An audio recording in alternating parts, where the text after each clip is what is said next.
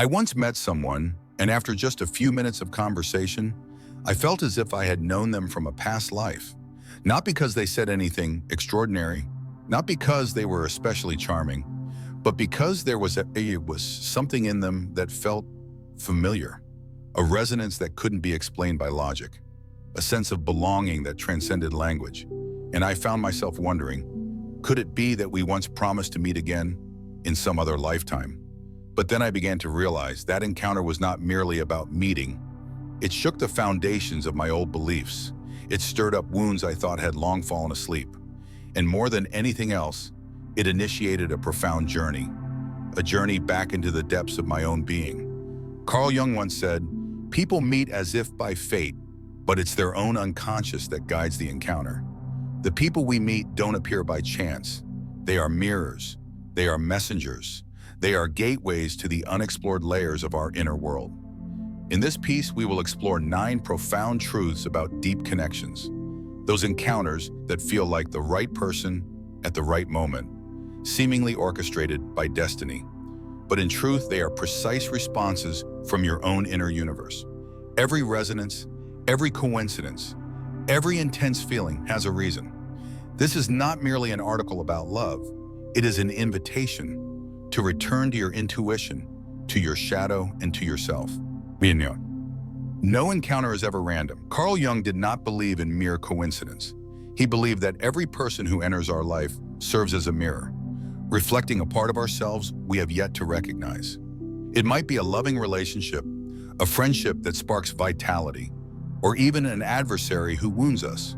But regardless of who they are, they bring with them a lesson about ourselves. The people who stir something deep within you don't always come to bring comfort. They come to awaken. That's why sometimes a complete stranger can feel strangely familiar, as if you've met them long ago in a place that has no name. From the perspective of depth psychology, life flows as a current of the unconscious. What remains unresolved within will find its way to manifest externally through people, circumstances, and events. So no one comes to you by accident. They each carry a missing piece of your soul. 2. Synchronicity, meaningful coincidence. Carl Jung called this phenomenon synchronicity, events that lack a direct causal relationship but hold deep symbolic meaning. When someone appears just at the moment you need them, when a casual remark perfectly matches your silent inner struggle, it's not a coincidence. It's the universe responding to your inner state. Synchronicity happens when your inner and outer worlds begin to harmonize.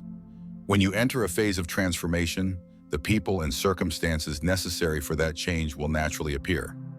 Not because you seek them, but because you've become a vessel ready to attract them. Like a doorway of consciousness that has just opened, every person who steps through after that carries a message. They are not merely here to accompany you, they are here to activate you. They help you recognize what you've been avoiding, what you must confront, and what you are finally ready to step into. So instead of asking, "Why did they come into my life?" ask, "What transformation am I going through, and what part of me are they reflecting?" 3. Powerful connections are not always comfortable. We often confuse intense emotions with comfort, but the truth is that the deepest connections are often the ones that touch the most wounded parts of us. It's not mere harmony, it's impact. It's the shock that awakens. Carl Jung called this the unconscious reflection. When someone triggers your blind spots, you'll feel inexplicably drawn to them, even if it hurts. They may make you feel insecure, angry, or emotionally raw, but only because they're touching a part of you that has not yet healed. And that very pain makes them significant in your journey of personal growth. Love is not always gentle. Sometimes it arrives like a storm, tearing through your defenses so you can finally see yourself clearly. And only when you're brave enough not to run will you realize that person did not come to stay. They came to help you see the part of your being that had long been forgotten. 4. You attract what resonates with your inner world. Carl Jung once said, "Until you make the unconscious conscious, it will direct your life and you will call it fate." And one of the clearest manifestations of this is in the relationships you attract. You don't just attract people you like, you attract those who reflect the deeper layers of your inner world. If you haven't healed your childhood wounds, you might be drawn to emotionally distant people. If you carry a sense of inadequacy, you may be entangled with someone who constantly makes you strive for validation. Not because you deserve suffering, but because your unconscious is trying to reenact an old story, giving you a chance to write a different ending. For instance, someone who grew up feeling unseen by their parents may feel inexplicably drawn to a cold, distant partner. At first, it feels mysterious and magnetic, but in truth, it's an old wound seeking to be healed in a new form. The advice is this: observe the types of people you're consistently drawn to. What do they reflect within you? Is it a need to be rescued? Or is it a part of yourself you've rejected? When your inner world begins to shift, your relationships, romantic or otherwise, will shift too. Remember, love is born from deep resonance, not surface-level coincidence. 5. It's easy to confuse true connection with projection. Some people come into your life and make you feel like you've met the one. But be cautious, you may not actually be in love with them. You may be in love with a forgotten part of yourself that you're projecting onto them. In analytical psychology, Jung called this projection, the psychological mechanism where, if you haven't fully recognized your own identity, you unconsciously assign traits you lack or are afraid to embody onto others. You see them as magnetic, mysterious, radiant, but often these are the very qualities you long to cultivate within yourself. For example, if you tend to be reserved and fearful, you may find yourself deeply attracted to someone bold, expressive, and free. But are you truly in love with them, or with the feeling they awaken in you? The danger lies here. If you're not fully conscious, you will confuse love with idealization. And when they inevitably fail to live up to that ideal, you'll feel profoundly disappointed, even though it wasn't their fault, but the image you painted in your mind. The advice before asking, are they the right one for me? Ask, am I truly seeing them, or am I viewing them through the lens of unconscious expectations? Only when you dare to see yourself clearly can you truly see others. And from there, love can begin from a place of truth. 6. Intuition is the language of the unconscious. Have you ever been with someone and felt that something was off, even though on the surface they seem perfect? Or on the contrary, have you met a complete stranger and felt an inexplicable sense of safety? That is intuition. And in Carl Jung's view, intuition is the voice of the unconscious. Intuition doesn't shout. It doesn't reason like the intellect, nor does it twist like emotion. It's a soft, persistent whisper, like a gentle breeze that lingers in your memory. And more often than not, it's right. The unconscious speaks to you through physical sensations, fleeting emotions, subtle doubts, or a quiet sense of peace that defies logic. But because society glorifies reason, we often dismiss these signals, thinking we're being too sensitive, paranoid, or overthinking. For example, you date someone who seems perfect in every way, but something inside you always feels uneasy, like you're walking on eggshells. That is the moment you need to pause and listen. The advice: learn to reconnect with your intuition. Meditation, journaling, solitary walks, and moments of stillness. These practices help you hear that voice more clearly. Intuition is a priceless gift from within, and in love, it can either protect you from unnecessary wounds or guide you to where you truly belong. 7. True love is not an emotional high. We are raised to believe that love must be intense and fiery, that it must spark from the very first glance to be real.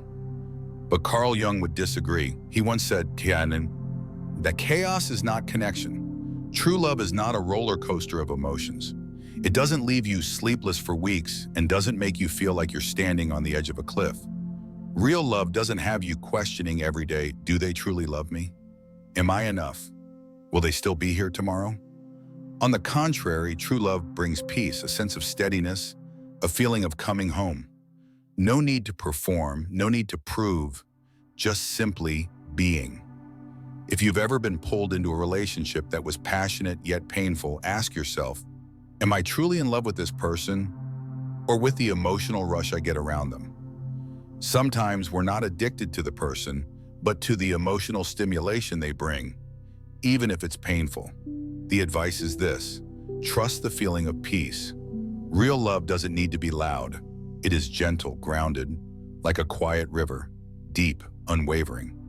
If someone makes you feel like you can be yourself, unguarded, unstrained, that might just be the sign of true love, even if it doesn't look like a movie romance. 8. Letting go is not a failure. It is wisdom. One of the greatest misconceptions about love is this: if you let go, you failed. But according to Carl Jung, letting go isn't about giving up on someone.